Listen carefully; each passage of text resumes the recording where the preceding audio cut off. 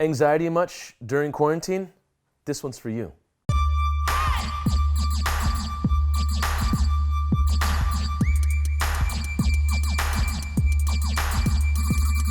So I talked about this before in a past video about anxiety during the isolation or during quarantine. I feel like years from now we're gonna call it the incident or something. I don't know what it's gonna be called.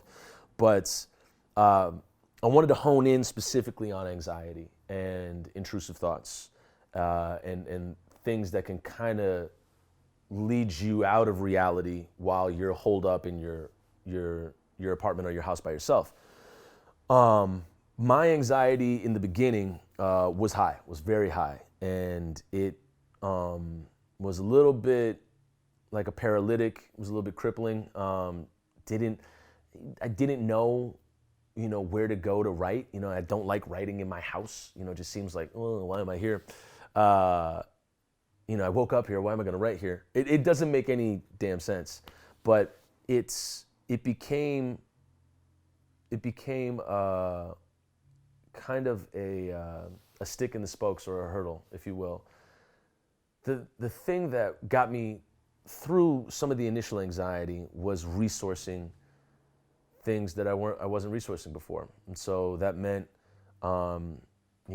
using this chair in the corner of the room to sit and meditate. It meant using the Headspace app subscription that my mom got me for Christmas. It meant FaceTiming with friends. I'd never FaceTime with friends. Now I do all the time, FaceTime with my nephews.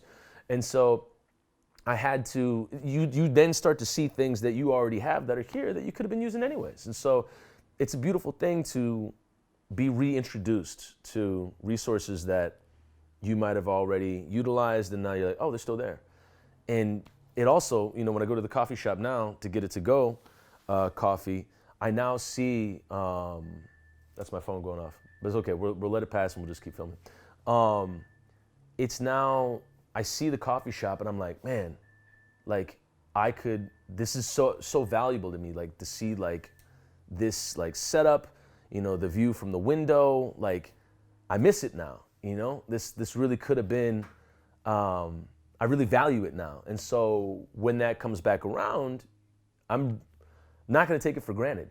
And I think that the anxiety came in taking a lot of things for granted, and then also taking a lot of resources for granted that I wasn't using anyways. And so, as I said in the past video, checking in with yourself is paramount. Being aware of your thoughts is paramount. And actually having the time to sit with them and choose which ones you want to honor is a blessing.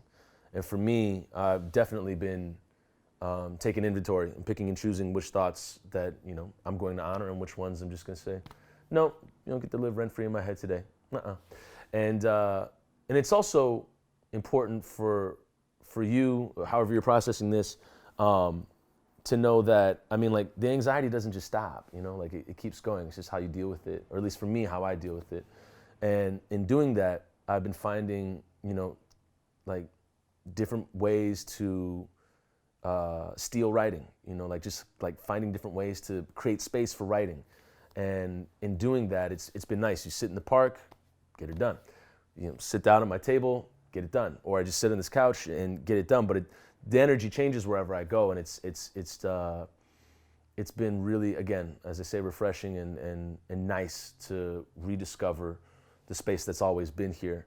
And that's kind of living with that has dispelled some of the anxiety, or has gotten me into a place where I've been able to handle it better. So what are you doing to handle your anxiety and isolation with all this alone time?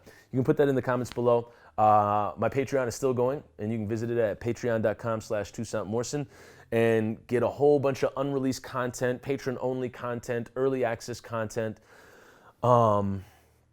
So you can check it out there, and then also join in on a bunch of projects that I'm putting together for film and music. So yeah, and thank you so much for taking the time to watch this video today, and we will most definitely see you in the next one. Later.